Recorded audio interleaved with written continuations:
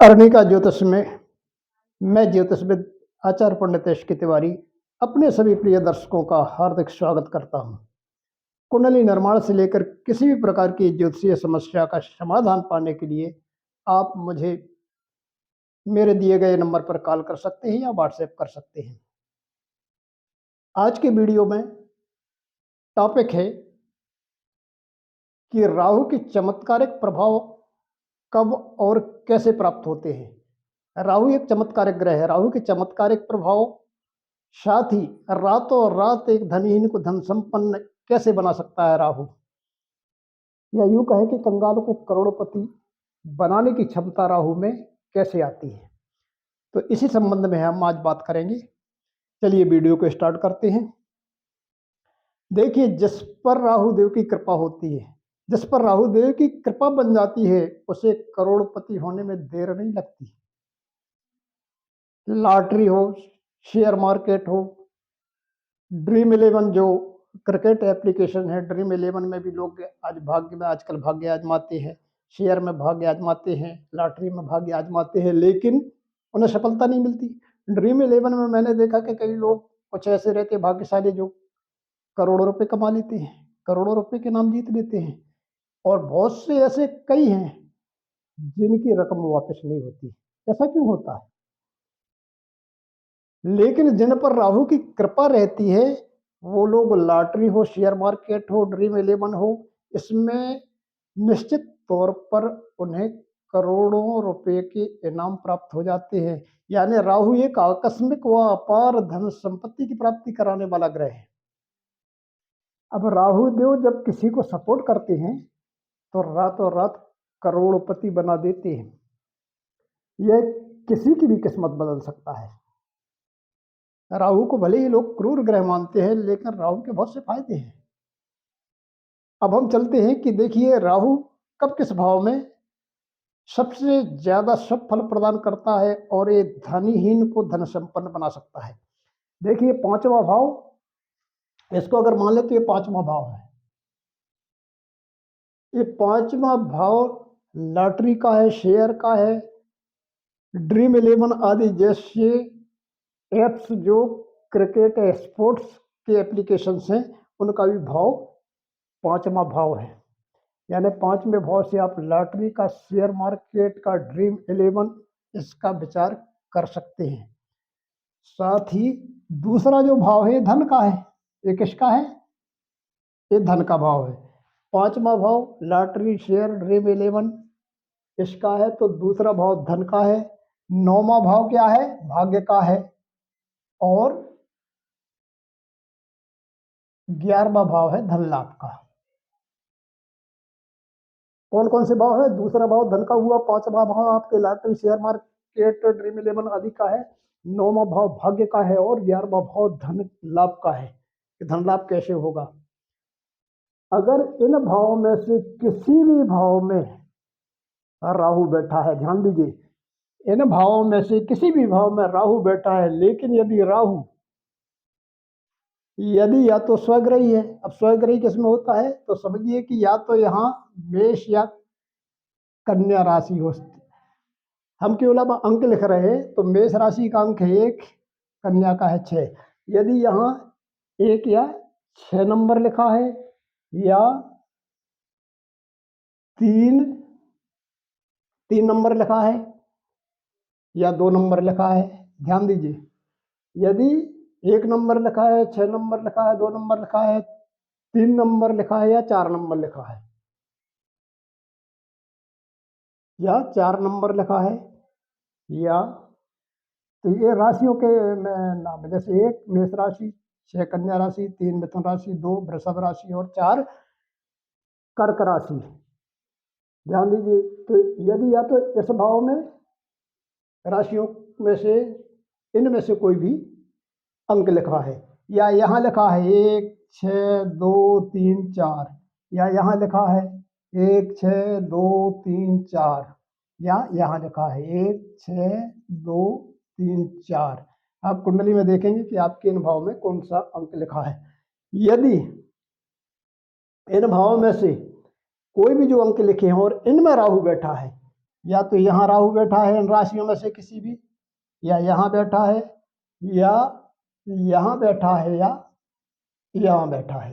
ये ध्यान दीजिए कि यदि दूसरे, पांचवें, नौवें या 11वें भाव में इसमें जो अंक लिखे गए हैं राशियों के, इन राशियों में कहीं भी यदि राहु बैठा है तो निश्चित तौर पर लॉटरी, शेयर मार्केट, सट्टा, ड्रीम 11 में अत्यधिक धन लाभ की संभावना को बढ़ा देता है। यानी उसको अत्यधिक धन लाभ निश्चित तौर पर होने की संभावना 90 से लेकर 99% तक बढ़ जाती है। और राहु की अगर उस समय जब आप लॉटरी खरीद रहे, शेयर मार्केट में पैसा लगा रहे हैं, ड्रीम 11 खेल रहे हैं, अगर उस समय राहु की महादशा और चल रही हो या अंतर्दशा चल रही हो तो निश्चित तौर पर आकस्मिक धन लाभ होगा। ये ध्यान दीजिए, राहु एक ऐसा ग्रह है कि यदि वह अपनी निर्धारित जो उसकी राशियां हैं, जिसमें वह या तो अपनी स्वयं की राशि में होता है, मिथुन वृक्ष में उच्च का होता है, या मूल त्रिकोण राशि में होता है, और उसकी अगर दशा अंतर्दशा आती तो निश्चित तौर पर अत्यधिक धन लाभ कराने वाला ग्रह बन जाता है। उच्च का जो राहु होता है, अब उच्च राशि यानी वृषभ या मिथुन राशि, कौन सी, 2 या 3 नंबर की राशि, ये उच्च राशि कहलाती है। उच्च राशि में अगर राहु बैठा है तो ये दुर्भाग्य को भी सौभाग्य में बदलने वाला बन जाता है। उसको दुर्भाग्य को सौभाग्य में बदलने की क्षमता राहु के पास है। यदि ऐसी स्थिति बनती है कि दूसरे या तीसरे नंबर, लेकिन ध्यान दीजिए कि राहु को ज्यादा पापाक्रांत नहीं रहना चाहिए, यानी किसी पाप ग्रह के साथ या किसी पाप ग्रह की दृष्टि या अतिरिक्त भाव में ना हो।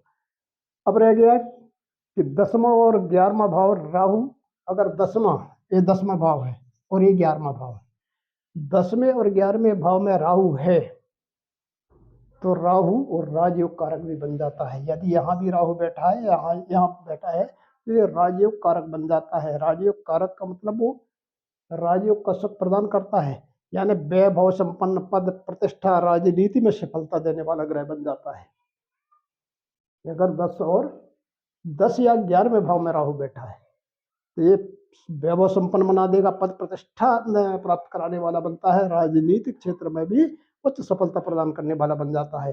खासतौर पर मकर लग्न की अगर कुंडली है, यानी यहाँ जो लग्न है, ये लग्न का भाव है, यहाँ 10 नंबर लिखा है तो मकर लग्न, मकर लग्न की कुंडली में राहु अत्यंत लाभकारी होता है और शुभ होता है, जीवन में अचानक बदलाव ला देता है, यानी कंगाल से भी करोड़पति बना सकता है। मकर लग्न वालों के लिए राहु कहीं भी बैठा हो लेकिन निश्चित तौर पर बड़ा शुभ माना जाता है। अब राहु अगर त्रिकोण के स्वामी के साथ ही, त्रिकोण कौन से हैं, 1, 2, 5वां और 9वां भाव पहला भी माना जाता है। यानी अगर राहु कहीं भी, मान लीजिए कि यहाँ 6 नंबर की राशि लिखे, 6 नंबर की राशि है, 6 नंबर की राशि का स्वामी राशि कौन सी, कन्या, तो मान लीजिए कि यहाँ त्रिकोण का स्वामी कन्या, यानी अगर यहाँ 6 नंबर लिखा तो उसका स्वामी कौन होगा, बुध। यदि राहु बुध के साथ बैठा हो, यानी त्रिकोण के स्वामी के साथ बैठा है राहु, त्रिकोण क्या है जी, यहाँ भी जो भी अंक होगा उसका स्वामी जो होगा वो त्रिकोण होगा। यदि त्रिकोण के स्वामी के साथ बैठा है या राहु स्वयं त्रिकोण भाव में हो, या यहाँ हो या यहाँ हो, लेकिन ये 4 भाव हैं केंद्र भाव, इनमें जो भी संख्या लिखी है राशि संख्या, उसका स्वामी उसके साथ हो। राहु अगर त्रिकोण में बैठा है लेकिन केंद्र के स्वामी के साथ बैठा है, केंद्र में जो भी इन भावों में किसी में भी जो भी संख्या लिखी हो उसका स्वामी उसके साथ बैठा है, तो ऐसी स्थिति में यह भी राजयोग कारक होता है, यानी राजनीतिक क्षेत्र में सफलता दिलाता है, पद प्रतिष्ठा संपन्नता सब कुछ देता है। अब राहु अगर केंद्र में, देखिए राहु अगर केंद्र में 1, 3, 4, 6, 8 और 10 राशि में हो, केंद्र कौन से हैं, 1, 2, 3, 4, अब केंद्र में मान लो यहाँ या तो 1, 3, 6, 8, 10 इस नंबर की संख्या लिखी हो, यानी ये राशि की 1 नंबर की राशि हो, 3 नंबर या 6 नंबर, 8 नंबर या 10 नंबर, केंद्र में कहीं भी यहाँ भी हो या यहाँ हो, चाहे 1 नंबर हो, चाहे 3 नंबर हो, 6 नंबर हो, 8 नंबर हो, 10 नंबर हो, यहाँ हो, यहाँ हो।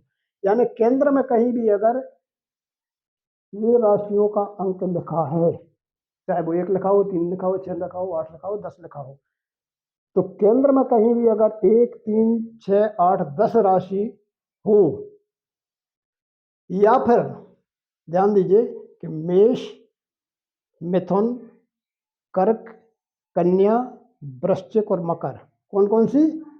मेष, मेष यानी 1, मिथुन, कर्क, कन्या, वृश्चिक। या फिर यदि ये राशियां, ध्यान दीजिए, ये राशियां किन भाव में हो? मेष, मिथुन, कर्क, कन्या और वृश्चिक राशि यदि 10वें और 11वें भाव में पड़ जाए, कहाँ? इसमें पड़ जाए 1, 3, 6, 4, 8, 10, 4, 8 यहाँ पड़ जाए, या फिर 5वें भाव में पड़ जाए, ध्यान दीजिए, वो चौथे भाव में हो, या फिर यहाँ पड़ जाए। पहली बात यह है कि 1, 3, 6, 8, 10 नंबर की राशि केंद्र में हो, यहाँ हो, यहाँ हो, यहाँ हो, या यहाँ हो, या 1, 3, 4, 6, 8 नंबर राशि या तो इस भाव में हो या इस भाव में हो, तो भी यह राजयोग कारक बनता है। ये भी पद, प्रतिष्ठा, धन, दौलत और रातों रात धन की वर्षा करने वाला बन जाता है।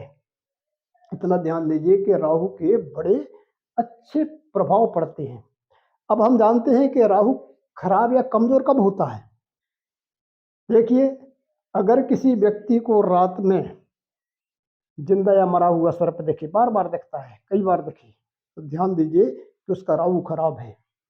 यानी इसका प्रभाव क्या पड़ेगा कि आर्थिक स्थिति, उसकी जो आर्थिक स्थिति रहती है उस पर नकारात्मक प्रभाव पड़ेगा, जीवन में संघर्ष की स्थिति बन सकती है। यदि किसी व्यक्ति को रात्रि में स्वप्न में मरे हुए जिंदा सर्प दिखते हैं, तो यह राहु के पीड़ित होने का संकेत है, खराब होने का संकेत है।